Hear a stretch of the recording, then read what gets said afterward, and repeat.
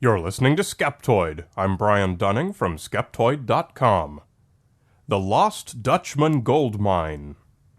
Today we're going to head into the dry backcountry of Arizona, where the rocks baking in the noonday sun stand in the same places as they were 200 years ago. It's a place where the heat is as oppressive as the silence, a place many of us would want to avoid, but that has drawn just as many others. The Superstition Mountains are perhaps best known as the setting for one of the most enduring mysteries of the American West, the Lost Dutchman Gold Mine. Like many similar stories, it's the legend of a fantastically wealthy mine whose discoverer left only hints to its location, and thousands of men have searched for it ever since. The superstitions are such a severe environment that Dutch hunters, as they are called, still die even today, in the hunt for the legendary riches. The basic points of the legend hold that German immigrant Jacob Waltz, the proverbial Dutchman, found a fabulously wealthy gold mine in the Superstition Mountains sometime after 1863. When he died in 1891, he left a crudely drawn map giving only hints to the mine's location. Ever since, treasure hunters have come from all over the world searching, but none has ever found it.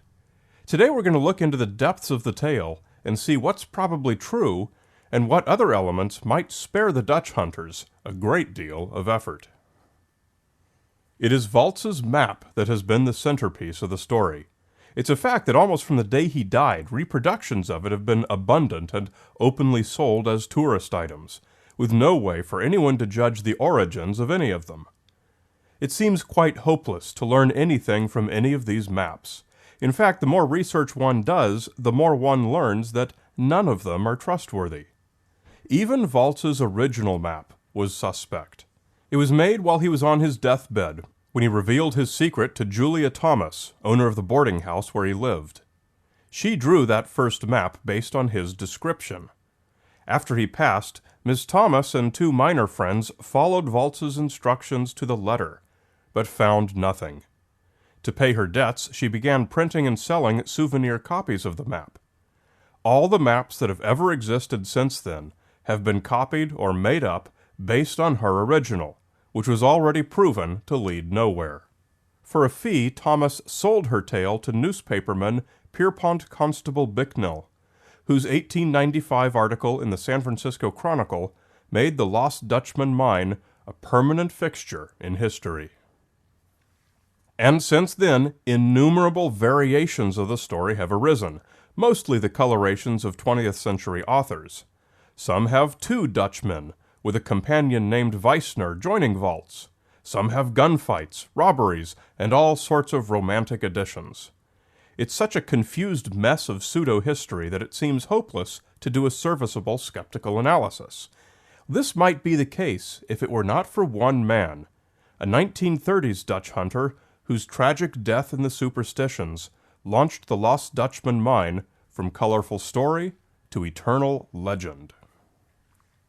Adolph Ruth and his son Erwin, both veterinarians by trade, loved their hobby of treasure hunting. Although they hailed from Washington, D.C., they traveled as far as California in search of legendary riches. For them, the adventure was not so much about actually finding anything than it was about father and son companionship. However, they had a very special advantage over other treasure hunters. During the Mexican Revolution, 1910 to 1920, Erwin the Younger had provided valuable veterinary services to essential livestock for a powerful Mexican family. Señor Gonzalez thanked Erwin with a gift of maps that had come down from his cousins, the Peraltas. The Peraltas were a noteworthy mining family who had operated mines throughout the American Southwest when it had belonged to Mexico, and these maps showed the locations of many of their mines. Adolph and Erwin Ruth made many trips together. They never found much, but were undeterred. The pivotal moment came when Adolph, the elder, made a trip to the Superstition Mountains all by himself to give the Lost Dutchman a try, in the summer of 1931. There he met Tex Barkley, a rancher who owned much of the Superstitions, and who also outfitted and guided Dutch hunters.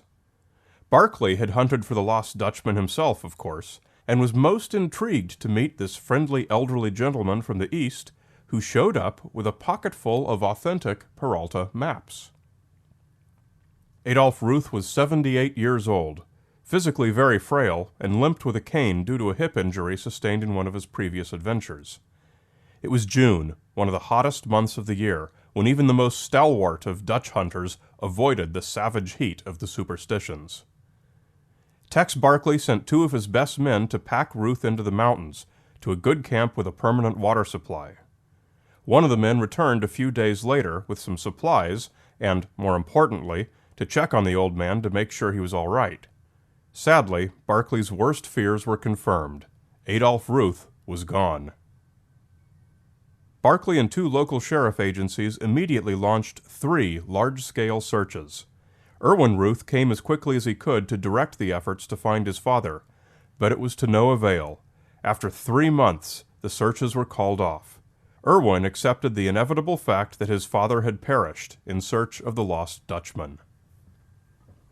And then, in December of 1931, an archaeological expedition was in the area to study some ancient ruins from the Salado culture.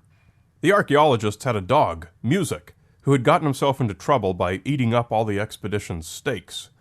But Music redeemed himself by following a scent to the base of a Palo Verde tree, where sat Adolph Ruth's skull, upright among the cactuses. The skull was punched through side to side, apparently by a bullet. When the news broke, Tex Barkley and a party of 5 rode and found the rest of Ruth's body about a kilometer away, and about 10 back-breaking kilometers from Ruth's original camp. This search was thoroughly documented by several of the men who were present, including a couple of newspaper men. In a small memorandum book in the breast pocket of Ruth's body was found the following handwritten note. The mine lies within an imaginary circle whose diameter is not more than 5 miles, and whose center is marked by the Weaver's Needle, which is about 2,500 feet higher, among a confusion of lesser peaks and mountain masses of basaltic rock. The first gorge on the south side from the west end of the range. They found a monumental trail which led them northward past Sombrero Butte into a long canyon. Travel northward in the gorge and up over a lofty ridge, thence downward past the Needle into a canyon running north, and finally into a tributary canyon, very steep and rocky, and densely wooded with a continuous thicket of scrub oak.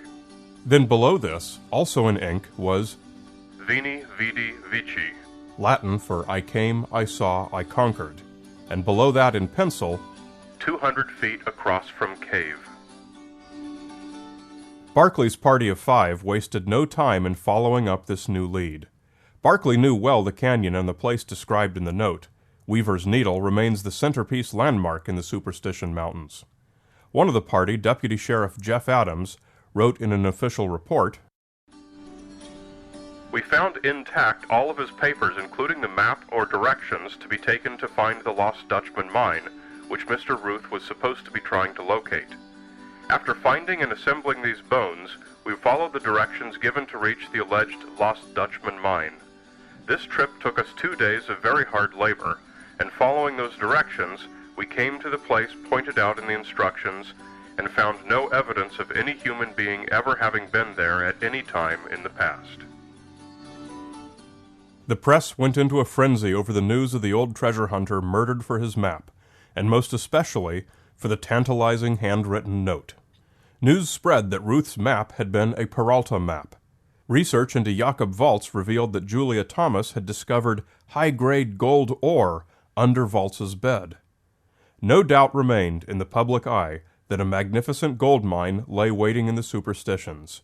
Estimates say that as many as 80 Dutch hunters have died since, searching for the riches for which Adolph Ruth had apparently been killed. The suspicion was bolstered by the result obtained when Erwin had the skull sent home for identification by Dr. Alois Herglichka. My examination positively determined that it is the skull of an aged white man.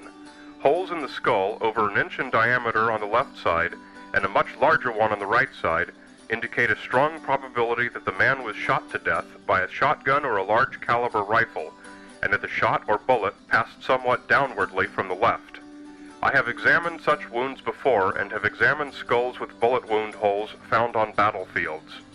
I hold a degree as a doctor of medicine, have medico-legal instruction, and have been engaged in anthropological work for many years. At present, I am curator of physical anthropology for the National Museum. The December 19th, 1931 Arizona Republic proclaimed, "Skull believed that of missing prospector found in mountains." All the ducks were in a row for the story to be true as popularly believed. But what about that map? The map of impeccable provenance, the driver of so many deaths such as Ruth's. Following its thread, the story begins to unravel, stitch by inevitable stitch. There's little reason to doubt that Adolph and Irwin used genuine Peralta maps, gifted by the Gonzalez family, to pursue various treasures. However, it turns out that there's no evidence that the Peraltas ever mined in the Superstitions.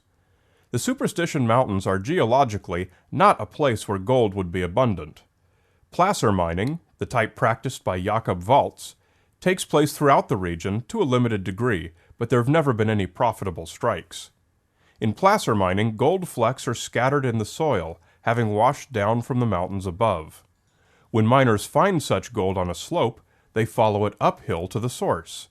If a rich deposit did indeed exist at the surface somewhere, it's likely that some placer miner would have found its tailings in the alluvial fans below. Whatever map Adolph brought to Tex Barkley was not a Peralta. Note that Deputy Adams described it only as the map or directions. There's no record that Adolph Ruth had a pictorial map at all. And furthermore, the text of Ruth's handwritten directions found on his person came from, you guessed it, P.C. Bicknell's 1895 article in the San Francisco Chronicle. The map accompanying the Arizona Republic's 1931 article was, you guessed it again, virtually identical to the ones sold by Julia Thomas 40 years earlier. With little doubt, the infamous treasure map that led Adolph Ruth to his doom was little more than a second-hand verbal account, told by a lady who made a living selling a story attached to souvenir maps, based on the alleged claims of a miner who never made a red cent mining. Among the few contemporary accounts of Jakob Waltz were that he kept a small supply of rich gold ore in order to attract interest in his mining claims, probably what Miss Thomas found under his bed. Ore like that came from quartz and was unlike the placer gold found around the Superstitions.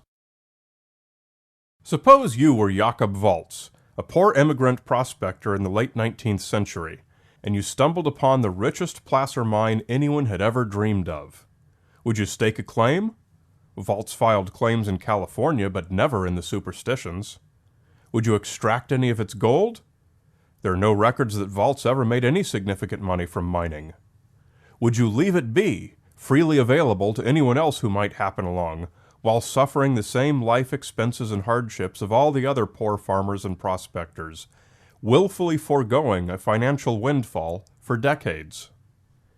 That's what we'd need to believe if we are to accept that Bicknell's fanciful article, based on Ms. Thomas's verbal account of Waltz's credibility-straining story, is a factual, literal account of the existence of the Lost Dutchman mine.